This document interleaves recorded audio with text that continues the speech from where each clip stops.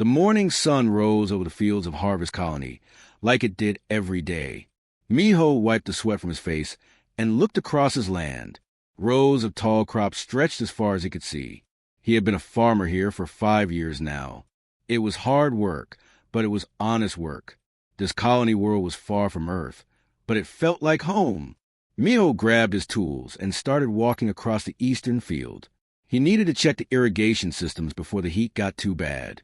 His boots crunched on the dry soil. The twin suns hung in the purple sky above him. He was used to it now, even though it had seemed strange at first. Something caught his eye near the far corner of the field. 2 large objects were sticking out of the ground. They looked like giant crystals, each one about the size of a transport vehicle. Miho had never seen them before. How did they get there overnight? The blue light inside them pulsed slowly, like a heartbeat. Miho walked closer. His heart started beating faster. These things were not natural. They looked ancient, covered in strange symbols that seemed to glow and fade. As he got within a few steps, he heard a sound. It was like glass cracking. The first crystal split down the middle. Miho jumped back, raising his hand to protect his face. Light poured out from inside. When his eyes adjusted, he saw something impossible. A creature lay inside the crystal. It was like nothing he had ever seen before. The body was covered in scales that shimmered between blue and silver. It had wings folded against its sides. A long tail curled around its body. The head was elegant and fierce at the same time, with horns that curved back like a crown. A dragon. Miho had seen pictures in old Earth stories, but this was real. This was alive. The second crystal cracked open too. Another dragon emerged, smaller than the first, but just as beautiful. Both creatures were breathing, but barely. Their scales were cracked and bleeding some kind of golden fluid. Their eyes were closed. They were dying. Miho did not think. He just acted. He dropped his tools and ran to the first dragon. The creature was massive, probably weighing more than his farming truck. But when Miho put his hands under its body and lifted, something amazing happened. The dragon felt light, not weightless, but like his body suddenly had the strength of 10 men. He carried the first dragon across the field toward his small farmhouse. His muscles should have been screaming. His back should have broken, but he felt strong. He felt right, like this was what he was meant to do. Miho set the first dragon down gently in the shade beside his house. Then he ran back for the second one. This dragon was even lighter. He carried it just as easily and placed it next to its companion. Both dragons were breathing in short, painful gasps. The golden fluid was still leaking from their wounds. What could he do? Miho was a farmer, not a doctor. He did not know anything about dragons or alien creatures, but he knew about caring for injured things. He had helped sick animals before. He ran inside and grabbed every clean cloth he owned. He filled buckets with cool water from his well. For the next 3 hours, Miho cleaned the dragon's wounds. He washed away the dried blood and dirt. He poured water carefully into their mouths, hoping they could swallow. He spoke to them in a soft voice, telling them they would be okay. Even though he had no idea if that was true, the sun moved across the sky. Miho did not stop. His hands were gentle but sure. He wrapped the worst wounds with clean cloth. He made sure both dragons were comfortable in the shade. Sweat poured down his face, but he did not care. Then something changed. The larger dragon's eye opened. It was golden, bright like a small sun. The eye looked directly at Miho. He froze. Would the dragon attack? Was it angry? Instead, the dragon made a sound. It was soft, almost like a purr. Then the eye began to glow brighter. The smaller dragon's eyes opened too, both of them shining with the same golden light. Miho felt warmth spreading through his chest. It was not painful. It felt like coming home after a long journey. The warmth moved through his whole body, into his arms, his legs, his head. The dragons were doing something to him. Light began flowing from both dragons. Thin streams of golden energy left their bodies and entered Miho's chest. He gasped. He should have been scared. He should have run away. But the feeling was beautiful. It was like the dragons were sharing something with him. Something precious. Images filled Miho's mind. He saw cities that touched the clouds. He saw ships traveling between stars. He saw a civilization of incredible beauty and power, and he saw dragons, thousands of them, flying through space itself, their bodies glowing with inner fire. The images became clearer. He saw a race of beings, not quite human, but similar. They were creating the dragons, building them, engineering them from genetic code and cosmic energy. The dragons were made to be guardians, protectors, companions. But then the images turned sad. The civilization disappeared. The creators vanished like they had never existed. The dragons were left behind, waiting in crystal sleep for millions of years, waiting for their creators to return. But the creators never came back. Until now. Until Miho. The flow of energy stopped. Miho fell to his knees, gasping for air. His whole body was tingling. He looked at his hands. They were glowing with a faint golden light. When he thought about the dragons, he could suddenly feel them in his mind, not just near him, but inside his thoughts. He knew they were grateful. He knew they recognized something in him. Miho stood up slowly. He felt different, stronger. His senses were sharper. He could hear sound from miles away. He could see colors he had never noticed before. And when he looked at the dragons, he knew their names without being told. The larger one was Skyfire. The smaller one was Starwing. They were bonded now, connected in a way deeper than words. Miho raised his hand and pointed at a rock near the fence. Without thinking, he wanted the rock to move. Golden fire shot from his palm. The rock exploded into dust. Miho stared at his hand in shock. What was happening to him? Skyfire lifted his great head and touched Miho's shoulder with his snout. Images came again. This was just the beginning. The bond would grow stronger. Miho would gain abilities he could not imagine, and he was not the only one. Across the colony, across all the human worlds, people were finding dragon temples. The awakening had begun. Humanity had stumbled onto something ancient, something powerful, something that would change their place in the galaxy forever. Miho looked up at the purple sky. Somewhere out there, other civilizations existed, advanced races that had ruled the stars for millions of years. What would they think when they learned that humans could bond with dragons, that humanity had awakened the ancient guardians? He had a feeling the galaxy was about to get very interesting and very dangerous. But right now, all that mattered was that he had saved 2 lives. 2 incredible, impossible lives. And they had saved him right back. The bond was formed. There was no going back now. 3 months had passed since Miho found the dragons. The news had spread across every human colony like wildfire. He was not alone anymore. Hundreds of people were finding dragon temples buried on different worlds. Each temple held dragons waiting in crystal sleep, and each person who showed kindness to the injured creatures formed the same incredible bond. Gina was a cargo pilot who worked the routes between mining stations. She was tough and practical, not the kind of person who believed in magic or ancient mysteries. But when her ship's sensors picked up a strange energy signature on asteroid K-447, she went to investigate. She found a small temple carved into the rock, barely bigger than her ship's cargo hold. Inside were 2 dragons, their crystals cracked and failing. Gina did not hesitate. She brought them onto her ship and used every medical supply she had to help them. The bond formed while she was still in space. The dragons gave her a gift that left her speechless. She could see hyperspace now, not through instruments or computers, but with her own eyes and mind. Gina could navigate through the folded dimensions of reality itself. She saw the quantum threads that connected all points in space. Her ship started making jumps that should have been impossible. Routes that took other pilots 3 weeks, she completed in 3 days. The mining company she worked for noticed immediately. They did not know about the dragons yet. They just knew their best pilot had become something beyond human. Deho was a marine station on the frontier. His job was to protect colonists from pirates and raiders. He was already strong and well-trained. But when he found his dragon temple during a patrol mission, everything changed. The bond turned him into something the galaxy had never seen before. His body changed. His muscles became harder than steel, but still moved like liquid. He could run faster than military vehicles. He could lift objects that weighed tons. And when danger came, his dragons gave him armor. It formed around his body like living metal, golden scales that could stop plasma fire and explosive rounds. Deho became a one-man army. The first time pirates attacked his colony after the bond, Deho walked out to meet them alone. There were 20 armed raiders with military-grade weapons.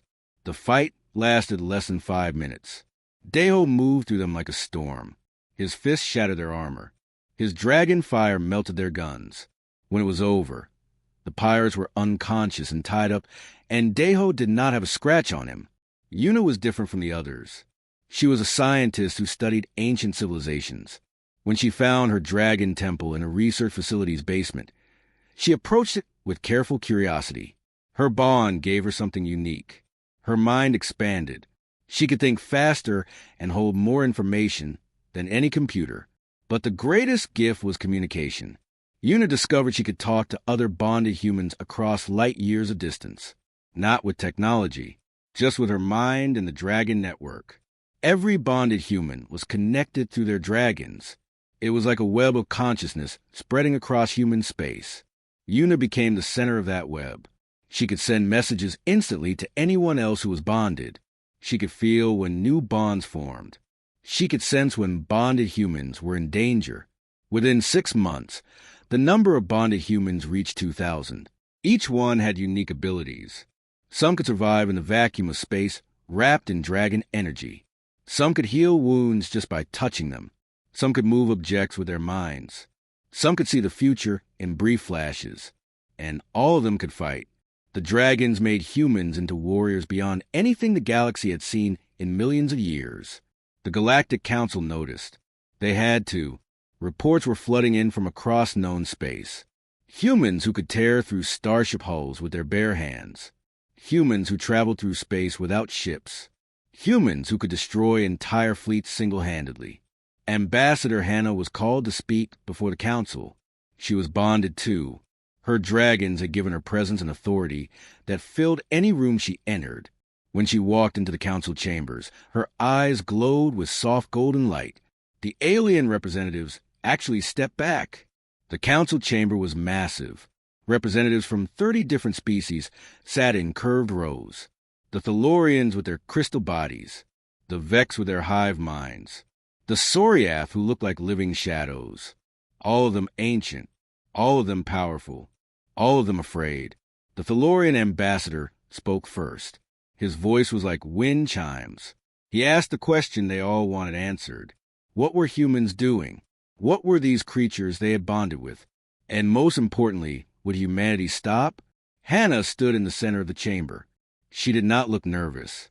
Her dragons stood behind her, each one the size of a small aircraft. Their presence was a statement, a reminder that humanity was not helpless anymore. She spoke clearly. Humanity did not ask for this power. They found injured creatures and showed them kindness. The bond was a gift freely given. And no, humanity would not surrender it, would not give up the dragons, would not limit their growth. The chamber exploded in angry voices. Some species demanded that humans be contained. Others wanted the dragons destroyed. A few suggested wiping out humanity before they became too dangerous. Hannah listened to all of it.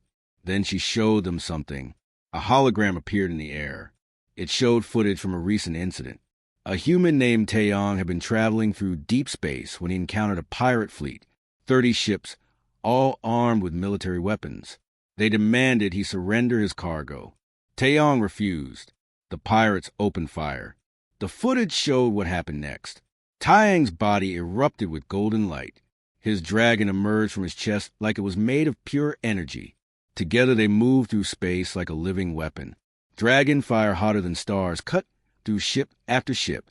Taeyong himself punched through hull plating and destroyed engines from the inside. In less than 10 minutes, 30 pirate ships became floating debris. Taeyong was not even hurt. He just continued on his way like nothing had happened. The council chamber went silent.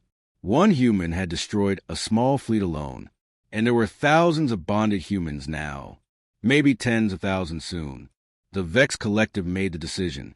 They were a hive mind species that control hundreds of worlds. They saw humanity as a threat, that needed to be eliminated before it grew worse. The Vex voted to quarantine Earth and all human colonies, by force if necessary. Other species agreed. The Tellurians, the Sauriath, for more civilizations joined them. They would send their combined fleets to contain humanity, to make sure humans stayed in their small corner of space. And if humans resisted, the fleets had permission to use deadly force. Hannah received the news through Yuna's mental network. The decision had been made. War was coming. She contacted every bonded human across all the colonies. They had days, maybe hours before the alien fleets arrived. Miho heard the message on his farm.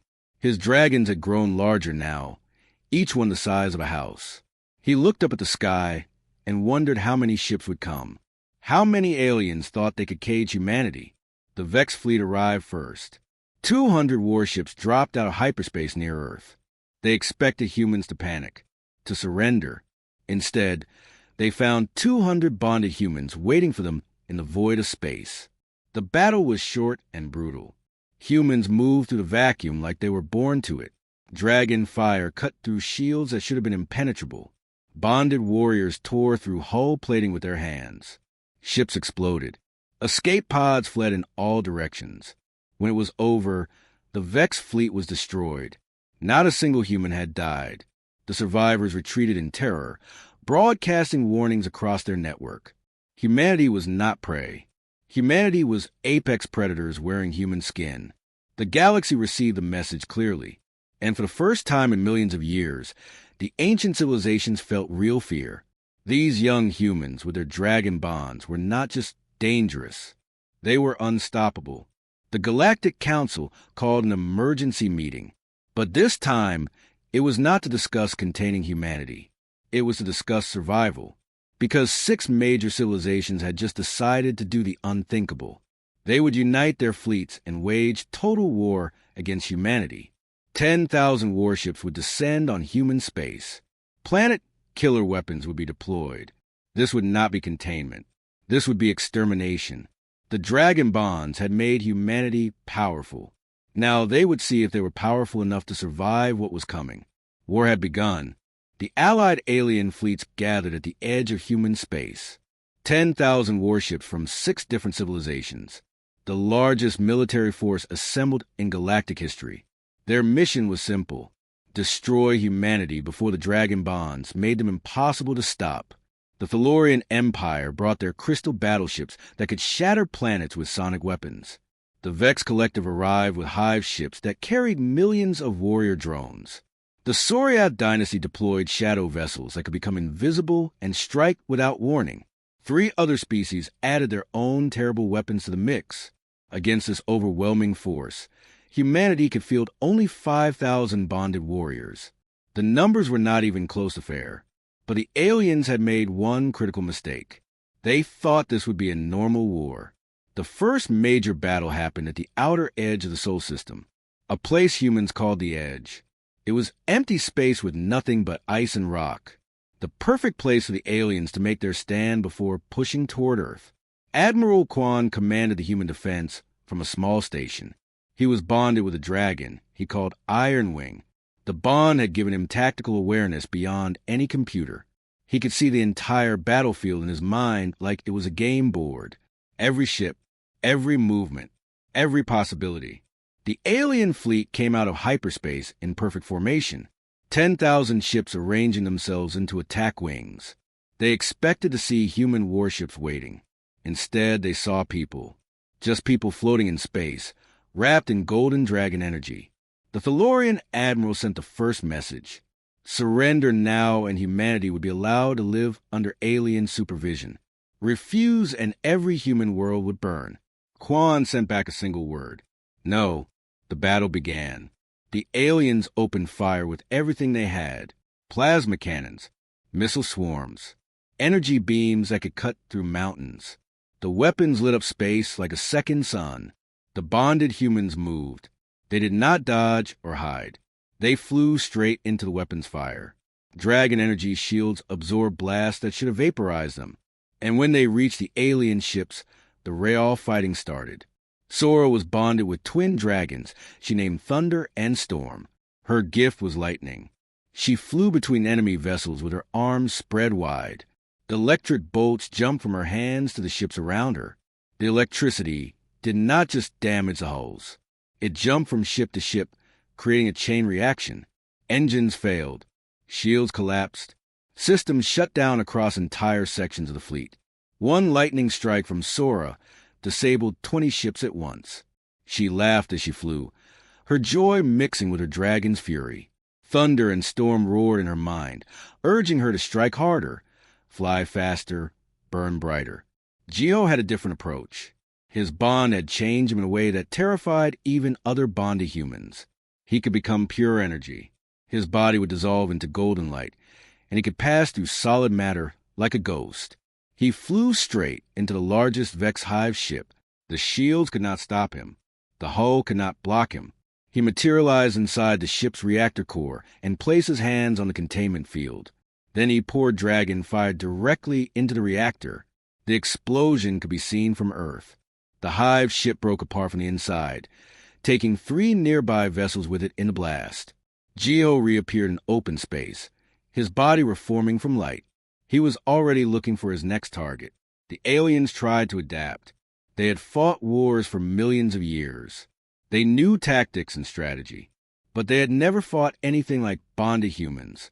Deho led a team of 50 bonded warriors in a direct assault on the Thalorian flagship. They did not use ships or weapons. They just flew at the massive crystal vessel with their bodies covered in dragon armor. The flagship's defensive weapons fired non-stop. Plasma fire hot enough to melt asteroids. Kinetic rounds that could punch through reinforced steel. Nothing worked. The dragon armor absorbed it all. When Deho's team reached the hull, they started tearing it apart with their bare hands. Crystal plating that was supposed to be unbreakable shattered under their fists. Deho punched through 3 decks and pulled out vital systems like he was pulling weeds. The flagship tried to retreat, but it was too late. The bonded warriors had already destroyed its engines. The battle raged for 6 hours. In that time, humanity lost 17 bonded warriors. It hurt. Each death was felt across the entire Dragon network. Yuna screamed in her command center on Earth as she felt each bond break. 17 lights going out in her mind. But the aliens lost 3,000 ships, almost a third of their fleet. The survivors retreated in chaos, their perfect formations broken. They had come to exterminate humanity. Instead, they had been mauled. Miho fought in that battle too. His dragon Skyfire and Starwing had grown massive now. Each one was the size of a small cruiser. He flew through space with them flanking him, their bodies blazing with inner fire.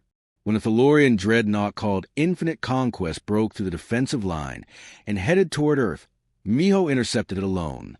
The dreadnought was 3 miles long, a mobile fortress with enough firepower to destroy continents. Miho hovered in space in front of it. His dragons roared a challenge that rippled through the vacuum itself. The dreadnought fired its main weapon, a beam of concentrated energy that could crack a planet's crust. Miho raised his hands. Dragon fire poured from his palms. Not normal fire. This was a fire of stars. The fire that the ancient dragon creators had built into their guardians. The 2 beams met in space and pushed against each other. For a moment, nothing happened. Then Miho's fire began to win. It pushed back against the dreadnought's weapon. It reached the ship's hull and started to melt it. The crystal armor that had withstood 1,000 battles turned to liquid under dragon fire. The crew evacuated in escape pods. The Infinite Conquest, pride of the Thalorian fleet, melted like ice under a blowtorch. When it was over, only debris remained. The alien forces pulled back to regroup. They had lost the first major battle, but they were not defeated. The 6 civilizations held an emergency council. They agreed on a new strategy. They would use their most terrible weapons. Technology they had banned for millions of years because it was too dangerous. Dragon suppression fields. Quantum weapons designed to sever the bond between human and dragon. The technology had been developed by the precursor civilization and then locked away. Now the aliens would use it. The fields were deployed in the second wave of attacks. When bonded humans flew into battle, they suddenly felt their dragons go silent in their minds. The connection weakened. Their powers faded. And without the bond, they were just humans in space. Fragile, mortal. Humanity started losing. Colonies fell to alien occupation. Bonded warriors died when their shields failed. The dragon network filled with screams of pain as bonds were forcibly broken. Gina was caught in a suppression field during a battle near the mining colonies. Her ability to see hyperspace vanished. Her ship crashed on an asteroid. She barely escaped with her life. Her dragons were still alive, but she could not feel them anymore. The silence in her mind was worse than any physical pain. Across human space, the story was the same. The suppression fields were working. The aliens pressed their advantage. They pushed deeper into human territory. Earth itself came under threat. In the command center, Una coordinated the desperate defense. But even her mental network was disrupted by the suppression fields.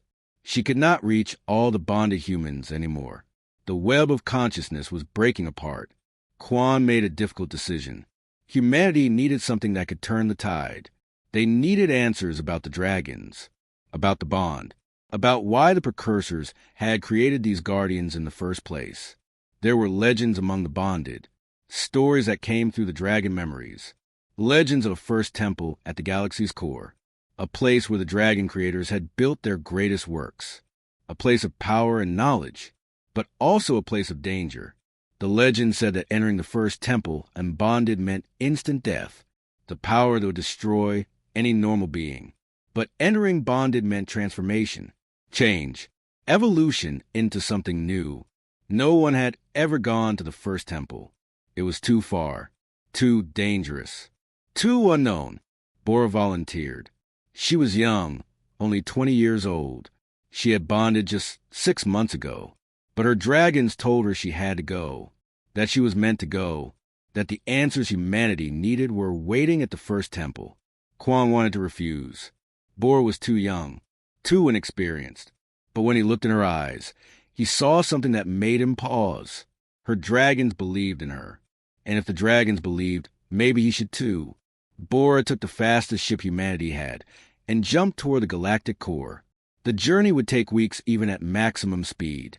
While she traveled, the war continued. More colonies fell. More bonded warriors died. The suppression fields pushed humanity to the edge of defeat. But Bora flew on, guided by her dragons, heading toward a temple that held secrets millions of years old. Secrets that would change everything. The galaxy held its breath. The war hung in balance. And one young woman carried humanity's last hope into the unknown heart of creation itself. Bora's ship emerged from hyperspace at the galactic core. The view outside her window took her breath away. Millions of stars packed so close together, they looked like a sea of light.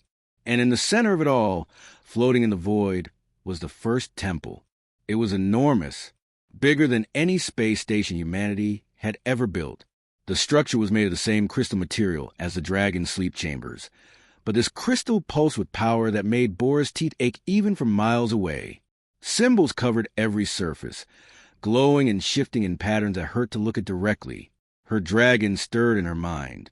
They were excited, afraid, reverent. This was the place they were born, the place where the precursor civilization had created the first dragons millions of years ago. Bora guided her ship closer. There were no docking ports, no obvious entrance, just smooth crystal walls that seemed to go on forever. She put on her space suit and opened the airlock. As soon as she stepped out into the void, the temple responded. A doorway opened in the crystal wall. Light spilled out, golden and warm. Bora felt the pull immediately. The temple was calling her, inviting her inside, or maybe challenging her. She could not tell which. She pushed off from her ship and flew toward the entrance. Her dragons wrapped her in their protective energy. Together they crossed the threshold and entered the first temple. Inside was impossible. The space was larger than the outside suggested. Corridors stretched in directions that should not exist. Gravity worked strangely, sometimes pulling sideways or not at all. The walls showed images from the past, scenes of the precursor civilization at the height of their power. Bora walked deeper into the temple. Each step felt heavy with meaning. She passed chambers filled with technology she could not understand, rooms where dragons still slept in crystal, waiting for bonds that might never come, halls that seemed to whisper secrets in languages that predated human existence. Then she reached the center, a massive chamber with walls that stretched up into infinity. In the middle of the chamber was a pillar of pure light, and around that pillar, information floated in the air like solid holograms. Genetic code, historical records, memories stored in crystal format. This was the archive, the complete history of the precursor civilization. Everything they knew, everything they were, all stored here at the heart of their greatest temple. Bora reached out and touched the pillar of light. Immediately, information flooded into her mind, not through her eyes or ears, directly into her consciousness. Her dragons helped filter it, organize it, make sense of the overwhelming data. And what she learned changed everything. The precursor civilization had not disappeared. They had not died out or ascended to another dimension. They had done something far stranger. They had scattered themselves across the galaxy. They had broken their own genetic code into fragments and seeded those fragments on primitive worlds, on worlds where evolution was just beginning. One of those worlds was Earth. Humanity was not separate from precursors. Humans were the precursors. Or rather, humans were what the precursors had chosen to become. They had given up their advanced technology and their great power. They had chosen to start over as primitive beings, to evolve naturally, to experience a universe fresh and new. But they had left themselves a gift, a way to reclaim their heritage if their descendants ever reached the stars. The dragons. The dragons were not just guardians or weapons or companions. They were genetic keys. They carried recognition code in their biology, code that matched the fragments hidden in human DNA. When a human showed the right qualities, compassion, courage, strength, the dragons would recognize their creators and offer the bond. The bond was not the dragons giving humans power. It was the dragons unlocking the power that was already inside human genes. The power of the precursor civilization. The power that had been sleeping in humanity for millions of years. Every bonded human was not gaining new abilities. They were remembering old ones. Abilities their ancient ancestors had possessed before they chose to forget. Bora stood in the center of the chamber, tears running down her face.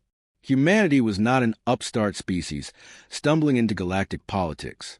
They were the rightful heirs to the galaxy, the children of the civilization that had seeded life on 1,000 worlds, the descendants of the beings who had created the dragons themselves, the other alien races, the Thalorians, the Vex, the Soriath.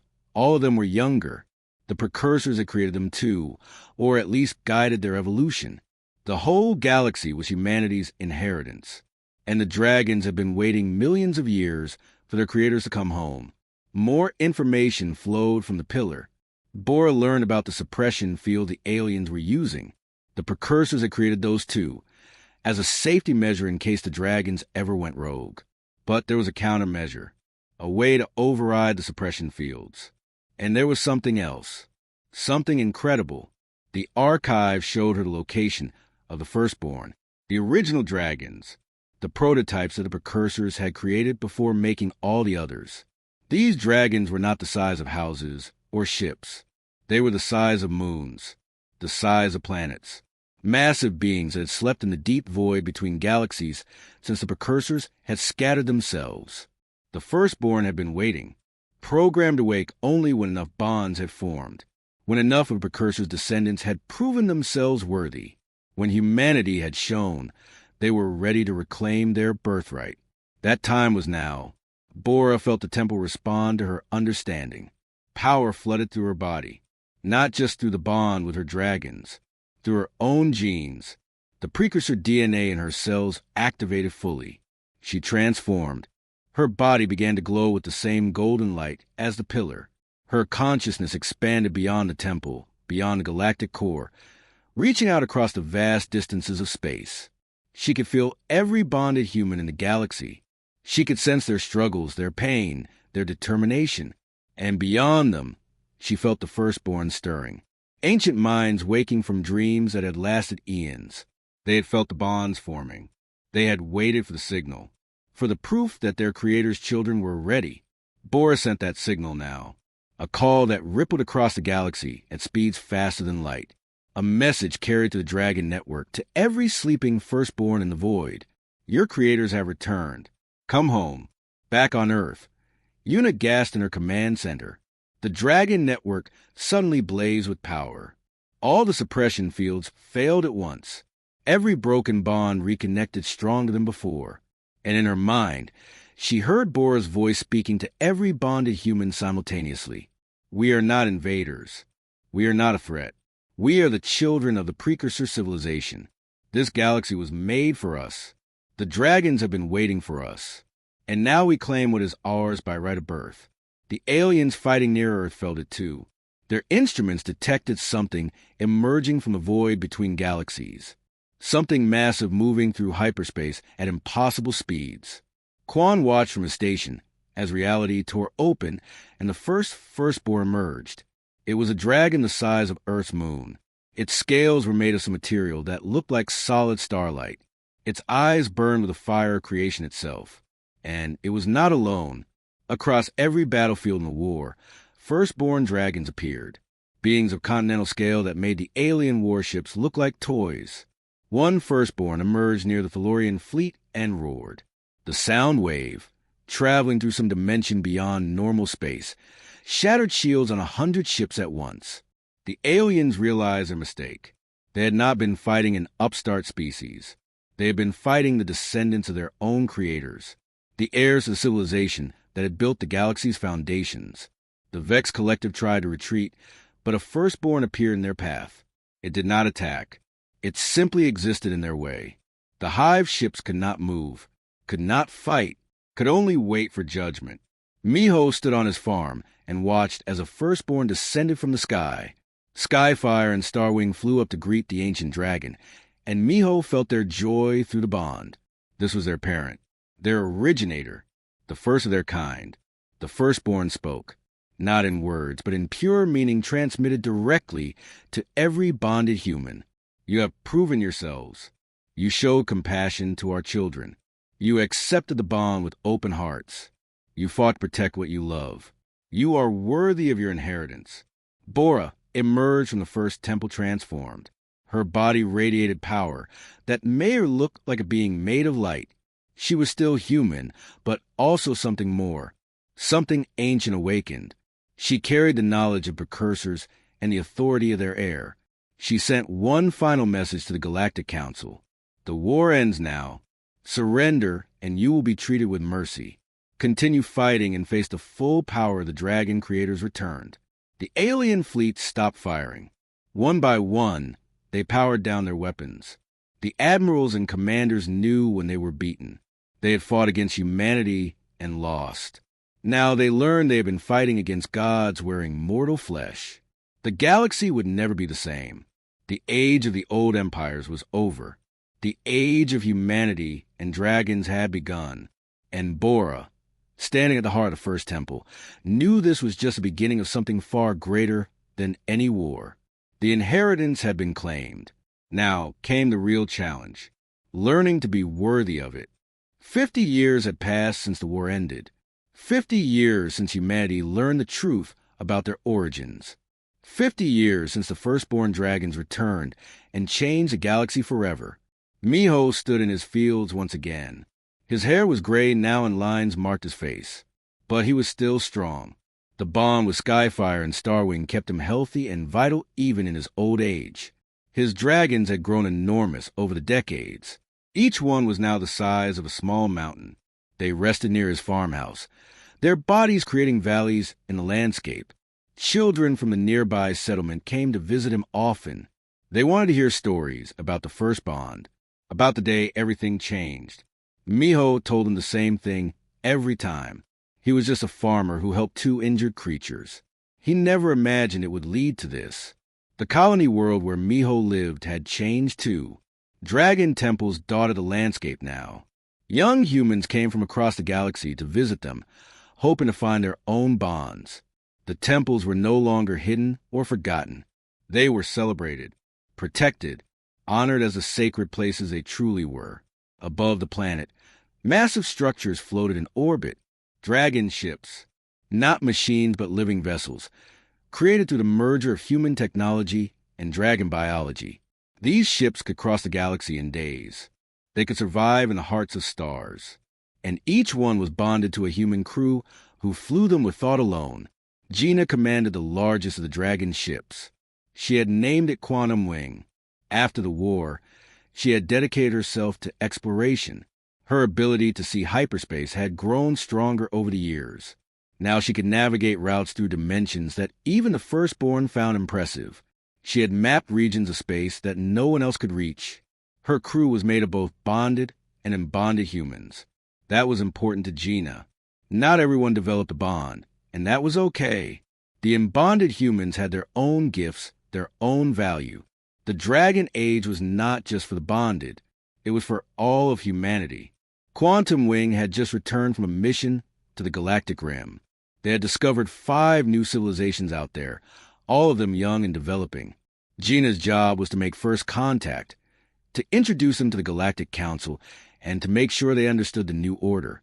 Humanity ruled the galaxy now, but not through force, through stewardship, through protection. That was the legacy of the precursor civilization. They had created the dragons to be guardians, and humanity had inherited that responsibility. Deo had become something different after the war. He led the Dragon Guard, an elite force of bonded warriors who protected the weak and hunted down threats to peace. Pirates, raiders, slavers, anyone who preyed on innocent beings found themselves facing Deho and his warriors. The Dragon Guard operated from a massive station near the galactic core. Deho trained new recruits there, teaching them to use their bonds responsibly. Power without discipline was dangerous. The war had taught humanity that lesson clearly. His students came from every human world, young men and women who had bonded and wanted to use their abilities to help others. Deho pushed them hard, made them stronger, made them worthy of the power they carried. His dragon armor had evolved over the years, too. Now it looked like living art, golden scales that flowed like water, but struck like thunder. Last month, Deho had rescued an entire colony from a rebel faction. The rebels had taken hostages and demanded independence from the Galactic Council. Deho went in alone and talked to them first, tried to resolve things peacefully. When they refused and threatened to kill the hostages, he stopped holding back. The fight lasted 30 seconds. The rebels were unconscious and restrained before they knew what hit them. Every hostage was safe. Deho made sure the rebels received fair trials afterward. Justice, not vengeance. That was the way of the Dragon Guard. Yuna had built something incredible after the war. The Dragon Archive, a repository of all knowledge in the galaxy, accessible to anyone through the Dragon Network. Her mental abilities had evolved beyond anything she imagined possible. She could now link millions of minds together, creating a collective consciousness while still preserving individual identity. The archive floated in deep space, a structure that looked like a crystalline flower the size of a city. Inside, information from 10,000 civilizations was stored and organized. History, science, art, philosophy, everything the galaxy had learned over millions of years. Young people came to study at the archive. Not just humans, but aliens too. The Thalorians, the Vex, the Soriath, all the species that had once fought humanity now sent their best students to learn at Yuna's archive. She taught them about the precursors, about the true history of the galaxy, about the responsibility that came with knowledge. Yuna never slept anymore. She did not need to. The bond sustained her. She existed partially in the Dragon Network now. Her consciousness spread across light years. She could feel every bonded human in the galaxy, could offer guidance when they needed it, could help them when they struggled with their power. Sometimes she missed being just a simple scientist, but then she would feel a young bonded human connect to the network for the first time, their joy and wonder flooding through the link. And she remembered why she did this. The Dragon Network was humanity's greatest gift. It made them stronger together than they ever could be apart. Ambassador Hannah sat in the new Galactic Council chambers. The building was on a neutral world, rebuilt after the war in a style that honored all species equally. Representatives from 100 civilizations gathered here now. The council had expanded significantly. Every sentient species had a voice, but everyone knew who truly led. Hannah spoke, and the galaxy listened. Not because she forced them to, because they respected her. Because she had proven over 50 years that humanity wanted peace and prosperity for everyone. Today's discussion was about admitting 3 new species to the Council, young civilizations that had just developed faster than light travel. Hannah listened to their presentations and asked thoughtful questions. She remembered what it was like when humanity was new to galactic politics, scared and uncertain. She made sure these new species felt welcome. The Thalorian ambassador approached her after the meeting. His crystal body refracted light in rainbow patterns. He wanted to thank her for supporting his people's petition to establish a new colony. Relations between Thalorians and humans had been difficult after the war, but time had healed many wounds. Hannah smiled and told him that the past was behind them. The precursors had created all the galaxy species. That made them family, in a way. Family sometimes fought, but family also forgave. Taeyong had become a legend, the human who destroyed a pirate fleet alone during the early days of bonding. Now he ran a school where young bonded humans learned to control their powers. His teaching methods were unusual. He took his students into dangerous situations on purpose. Asteroid fields, solar storms, debris zones from old battles. He believed that bonded humans needed to face challenges to grow stronger, needed to test their limits in safe environments before facing real threats. His students loved him, feared him a little too, but they learned. They became some of the best bonded warriors in the galaxy. Taeyang School was on a small moon orbiting a gas giant. The environment was harsh, perfect for training. His students lived in simple quarters and spent their days pushing their bonds to new heights, flying faster, burning hotter, becoming more than they thought possible. Last year, a solar flare had threatened a nearby colony. Taeyong and his students flew into the sun's corona and redirected the flare using their combined dragon fire. Millions of people were saved. That was what bonded humans could do when they worked together. Move stars, shape reality, protect life. Bora had changed the most. She never came back from the first temple. Not really. Her body existed there at the galactic core, merged partially with the temple itself. But her consciousness was everywhere. She had become what the precursors might have been before they scattered themselves. A being of pure energy and thought, held together by the dragon network. She was a dragon matriarch, the keeper of humanity's inheritance. Every bonded human could feel her presence in their minds, a warm light in the background of their thoughts. She watched over them, guided them when they asked, intervened when absolutely necessary. Young humans sometimes made pilgrimages to the first temple to meet her. She would manifest for them, taking physical form for a few hours. She would answer their questions about the precursors, about the dragons, about humanity's destiny. Then she would fade back into the network, her consciousness spreading across the stars once more. Bora never felt lonely. She was connected to millions of minds. But sometimes she missed being just a young woman with dreams and fears. Missed the simplicity of having a body that needed food and sleep. But this was her purpose, her choice, and she would fulfill it for as long as humanity needed her. Quan had retired from military service. He ran a small restaurant now on Earth, cooking food from recipes he had learned during his years traveling the galaxy. His restaurant was famous among bonded humans.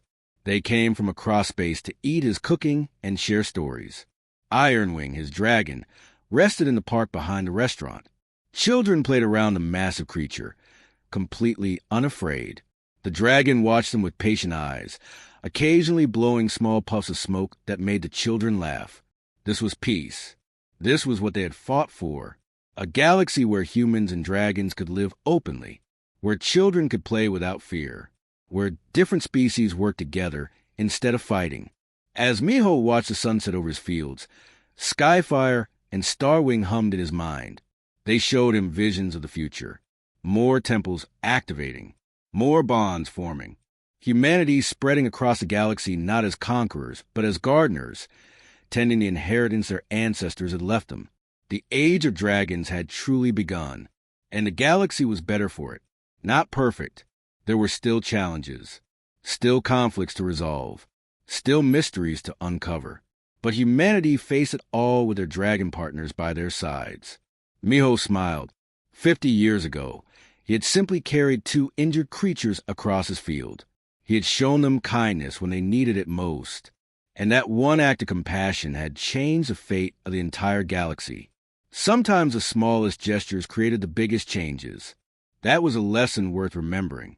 A lesson he would make sure future generations never forgot.